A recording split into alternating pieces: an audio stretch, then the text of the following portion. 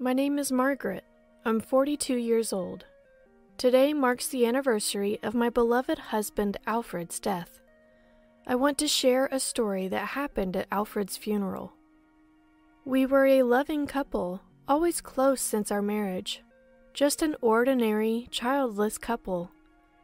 We had always wanted children since the beginning of our marriage, but due to reasons with both Alfred and myself, sadly, it never happened. It was indeed tough when we decided not to have children, but we vowed to overcome it together. Margaret, married and a housewife, I can hardly believe it. Why is that? Because back in our student days, you were never interested in guys and always followed me around. The one who said this to me was Virginia, my friend since college. We've known each other for over 10 years. Alfred is kind of plain too, right? Are you really okay with him? That's rude. He's kind and always puts me first. Virginia has always been the type to speak her mind immediately. Maybe that's why she used to cause a lot of trouble in relationships. But she also had a kind side. When I suffered heartbreak due to a cheating lover, that's terrible! Good riddance, Margaret. There are plenty of other good men out there. She would comfort me, and when I lost my wallet and struggled financially for a month, it's only natural to help a friend. She would lend me living expenses. Probably for better or worse, she's just honest. People like that exist. I thought Virginia would be nice if she didn't say unnecessary things. That's what I believed. When I got married at 32, she was still single, showing no signs of a partner. I'll live out my life single. I'm not like Margaret, satisfied with just one man. She would say things like that. Sometimes her remarks hurt my feelings, but I didn't think she meant any harm. So I didn't take it too seriously and continued our friendship. But she began to change little by little after I got married. I thought she was honest for better or worse, but she started showing only her worst side. One day, while enjoying lunch with Virginia, I casually mentioned that Alfred had been coming home late recently, busy with work. Isn't Alfred cheating? She suddenly blurted out. What? Why would you say that? I asked. Come on, being busy at work so soon after getting married? You have to be suspicious. I think he's just really busy. Margaret, you're too naive. Are you sure you're okay as a wife? She started taking a mocking attitude. I'm worried about you, Margaret. Remember, you were cheated on during our student days. Indeed, I've had such experiences in the past, but I trust Alfred. I won't doubt him over something like this. Moreover, I thought it was insensitive to suggest cheating just after getting married. But I'm sure Virginia was just worried about me. The infidelity did happen, just like Virginia said. Thinking back on the kindness Virginia showed me before I was married, I chose to interpret her concern positively at the time. Thank you, Virginia, but it's okay. I trust Alfred. That's what I said to reassure Virginia. But Margaret, you're just that kind of woman, huh? Don't come crying to me if you end up regretting it after he cheats. Just that kind of woman. Those spiteful words from Virginia stung like thorns in my chest at the time. And, now that you're married, Margaret, you're done as a woman, right? They say marriage ages women quickly. I'm glad I'm single. Virginia relentlessly looked down on me, continuously talking about how happy and blessed she was to be single. That wasn't the Virginia I knew. A bit blunt, but truly a kind-hearted and considerate friend. That's what I thought, but it seems I was wrong. She started looking at me with pity, as if my marriage was unfortunate, as if to belittle me. I began to question whether to continue this friendship. But it's not so easy to just end a relationship. We often went out for lunch or tea, and it was hard to just naturally drift apart. It didn't seem like it would go smoothly, so what should I do? These were the unpleasant days I spent, but then a decisive incident occurred that led me to cut ties with her. What? You're not having kids? During a tea outing initiated by Virginia, I shared our decision to live as a childless couple. I hadn't intended to talk about it. But at that moment, I was feeling down and wanted someone to listen. In hindsight, it was a thoughtless move. That's unbelievable. That's so unfair to Alfred. What's the point of getting married then? Margaret, you really are shallow, aren't you? Don't you even understand what marriage means? It's not just about being together, right? Instead of comforting me like she did in our student days, she lectured me. When I was heartbroken over a lover's infidelity, "It's terrible. Good for you that you broke up with him. There's someone better out there for you, Margaret." She consoled me, and I had thought she would surely comfort me in this moment of pain. Unfit as a wife? Poor Alfred? She continued to reproach me. I couldn't take it any more. I was considering whether to continue the friendship, even though she had been kind during the hardest times. But at that moment, I reached a breaking point. Please, just stop meddling in my marital affairs. I found myself raising my voice at her. Margaret? Virginia, I no longer want anything to do with you. This is the last time. I've tolerated so much from you, but I can't bear this. Goodbye. I left her stunned in the cafe. I didn't want to see her face ever again. In the winter when I was 38, I severed all ties with her. Since then, Alfred and I lived leisurely while saving for our retirement, just the two of us. At first, I thought being a childless couple would be lonely, but I realized there are many joys to be had with Alfred. Traveling together, enjoying fancy meals. It was Alfred who made me see this.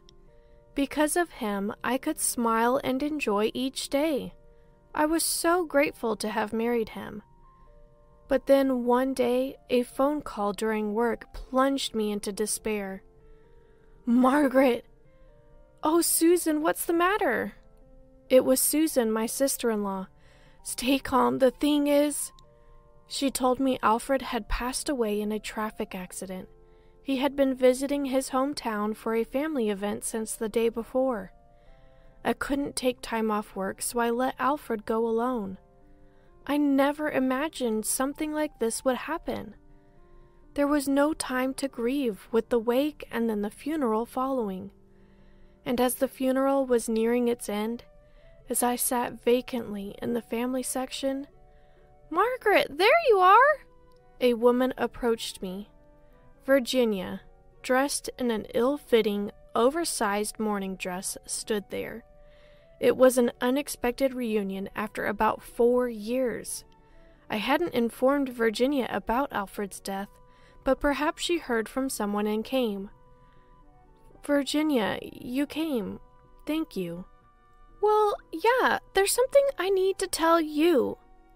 It was the first time Virginia referred to me as you in such a way, and I was a bit surprised. Right, we had a falling out and hadn't spoken since. Perhaps that's why her words sounded so pointed. But the next moment I was even more shocked by what Virginia said. I'm pregnant with Alfred's child, about 4 months along. Excuse me? Why would Virginia be carrying Alfred's child? I was utterly confused. Sorry I kept quiet. I've been involved with Alfred for about 5 months now, and I recently found out I'm pregnant. I thought I should let you know, especially now. Wait, that's a lie, right?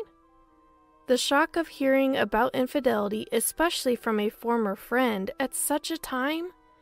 It's no lie. If you don't believe me, ask Alfred. Though, that's impossible now, Virginia said, looking at the portrait of Alfred with a spiteful smile. How could she smile at a time like this? It's beyond disrespectful. Overwhelmed with anger and sorrow, I collapsed to the ground. Virginia looked down at me with a sneer. I told you, didn't I? Isn't Alfred cheating? But you got angry instead, telling me not to meddle in your marriage. Oh, well, I warned you. It's a lie. It has to be a lie. Please tell me it's not true. In my heart, I pleaded with the smiling Alfred in the portrait. But cruelly, no answer came back. Of course. Well, now you understand, right, Margaret? When you're complacent as a wife, you'll end up hurt. Virginia's mocking tone and expression began to stir whispers among the crowd. I couldn't let her disrupt the solemnity of the funeral. As I attempted to lead Virginia outside, Susan, having witnessed the exchange, put her arm around my shoulder and whispered, "It's okay, calm down." Then she took Virginia outside on my behalf, and the three of us, Susan, Virginia, and I, began to talk outside. "What's the meaning of this?" Susan demanded with a sharp gaze. "I mean it in the literal sense. I'm pregnant with Alfred's child." Virginia then started detailing her relationship with Alfred, how it began with secret consultations about his troubles with me, leading to their affair. Alfred wanted a child, but since I couldn't provide one, he wished Virginia to bear his child instead. He had been planning to divorce me eventually, she claimed. The multitude of shocking revelations from Virginia nearly made me faint on the spot. But in contrast, Susan was still glaring intensely at Virginia, and then spoke up. "Your name's Virginia, right?" "Yes, so?" Without breaking her glare, Susan revealed something unexpected. "It was you who sent those tasteless messages to Alfred, bothering him." Confused, Virginia replied, "What do you mean?" Susan pulled out her mobile phone and showed me a message. It read, "Margaret is a cheating, hopeless case. Such a wife doesn't suit you. I can be a better spouse and bear your child." All from Virginia's account to Alfred. I was stunned. "What is this?" Margaret didn't know, but Alfred was really troubled by it, Susan explained. Alfred had been harassed by these messages from someone claiming to be my friend. He didn't want to destroy our friendship or worry me, so he consulted Susan instead of me. "If these stalker-like messages continue, we'll go to the police," he had said, and it seemed to have stopped. "Is this your revenge showing up at the funeral? Don't you have any decency?" Susan accused. It was clear that Virginia was the culprit. The messages were from her account. Angered by the exposure, Virginia lashed out at Susan. "What's with this older lady?" But Susan was unfazed. "Rude woman, you're quite the older lady yourself, aren't you?" Both Virginia and I are indeed 42, certainly an age appropriate to be called older ladies. "These messages are a setup. Where's the proof I sent them? And I am really pregnant with Alfred's baby." While it's not impossible for a 42-year-old to be pregnant, I remembered something crucial as I saw her visibly shaken. "Tell me, Virginia, is the pregnancy real?" She snapped back, "Of course! It's not a lie!" Hearing her response, I slowly revealed, Alfred was sterile. We couldn't have children. That's why we gave up on having any. "Eh?" Virginia's voice faltered. I paused before continuing. "I'll ask again. Is it truly Alfred's child?" I wondered why I hadn't remembered this until now. Maybe I was more shaken by Alfred's sudden passing than I realized. "It is true!" Virginia's voice was fraught with panic. "Really? Then will you accompany me to the hospital right now? If Alfred has fathered a child, it would be a medical miracle. I want to introduce you to a doctor." Virginia couldn't hide her agitation at my words. "Shall we go to the hospital together? It might be a case worth presenting at a conference." "That's a bit..." "Why not? You're pregnant, right? Or is it a lie? You wouldn't lie at a funeral, would you? You wouldn't do such a thing, right, Virginia?" Maybe I was becoming unhinged. All my pent-up emotions were pouring out, and I fixed her with an intense stare, determined not to let her escape. Susan cooled me down with gentle words. "Margaret, it's impossible. Alfred cherished you above all else. He wouldn't be involved with such a woman. He wasn't that frivolous. How dare you? Who's being rude here? Disrupting a dear departed's funeral? Your actions are beyond reprehensible. Susan was just as vehement in her condemnation of Virginia. Hey! As we argued, some friends from university approached us from behind. They were also my friends. Virginia, you're not really pregnant, are you? What? Don't just barge in like that! Virginia was flustered by the sudden interjection, but my friends continued undeterred. Because, Virginia, you were happily going out drinking yesterday, right? Talking about celebrating something. We were invited too, but we declined because it was the night before the funeral. It's a lie that you're pregnant, right? Normal people don't go drinking if they're carrying a child. Why lie about something so unbelievable? It's not even a funny joke. Pressured by me, Susan, and our friends, Virginia finally confessed. Because Margaret's always seemed so happy. I just wanted to ruin it. Always looking like you've never had any trouble, and here I am always unhappy. With that, Virginia collapsed to the ground, sobbing. Further probing revealed that the affair with Alfred and the pregnancy were lies. She admitted to disliking me since our student days, simply because I seemed happy. She was the one who arranged for me to be cheated on and even stole my wallet. All the kindness I thought I saw from Virginia was orchestrated. Realizing how naive I had been to interpret her actions as kind, I felt foolish. All her actions were driven by hatred towards me. Always happier than me, and that's the problem, she said. I replied calmly, now knowing her kindness was a facade, feeling nothing towards her. Happiness. Maybe you're right. Virginia, if you had the capacity to love rather than hate, maybe you could have been happy too. We parted on bad terms, but I always considered you a friend. But not anymore. I thought we were friends, but I was wrong. Please leave. I don't want Alfred's funeral to be tainted any further. As I spoke coldly, Virginia momentarily fell silent, then seemed to snap out of it. I'm so sorry. I can't believe what I've done. And then she began to deeply apologize. I've always been so envious of you, Margaret, wishing for your unhappiness all this time, but to think you still considered me a friend. Virginia was sobbing, desperately apologizing, but my overwhelming desire was for her to just disappear. Sensing my feelings, my friend spoke up as if voicing my thoughts. Virginia, you should leave now. Any more and you'll be troubling Margaret. Overwhelmed, she quickly left. After her departure, I felt a sudden release of tension. Margaret, are you okay? Yes, Susan. I'm sorry for everything. As I bowed my head, my sister-in-law shook her head, telling me to look up. Alfred truly loved you, Margaret. Please remember that. Susan's words brought tears to my eyes. As the representative of the family, I needed to be strong. As I bowed my head, my sister-in-law shook her head, telling me to look up. Alfred's time with Margaret was precious. Just meeting and being with Margaret was a blessing for him, they said. Their words moved me to tears, and my friends added, Cherish your memories with Alfred. We're here for you if you need anything.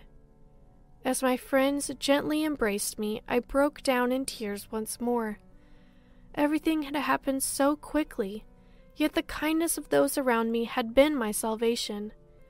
It made me realize, as Alfred had, that no one is ever truly alone. The funeral eventually concluded in a more serene atmosphere. After the incident, Virginia became a topic of conversation and was completely shunned by all her friends. Though, in truth, many hadn't thought highly of her to begin with and simply used this as a reason to fade away. However, months later, unexpectedly, I received a wedding announcement from Virginia. Despite everything, she reached out and the invitation included, Margaret, can we make amends now? We're friends, right?" It confirmed to me that cutting ties with her was the right decision. All the friends she invited, including myself, declined to attend. Inviting someone in mourning to a wedding was in itself inconsiderate, but it seemed beyond her to understand such norms. Eventually, her wedding was called off due to the lack of attendees.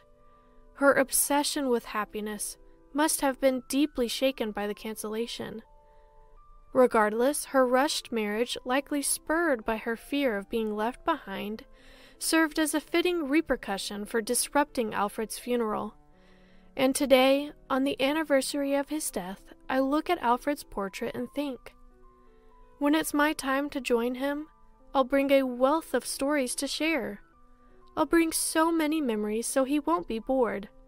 I must live my life to the fullest for both of us. Margaret, this is Alfred's favorite leaf pie from that shop. Offer it to him, would you? Thank you, Susan. I'm always causing you trouble. Anyway, he really does look happy. It was a good life, wasn't it? The photo used for Alfred's portrait was taken during one of our trips, capturing his happy face. Seeing his joyful expression, Susan wiped away her tears. "I'll live happily for both of us," I assured her, placing a hand on her shoulder. "I won't cry anymore because I have so many supportive people around me."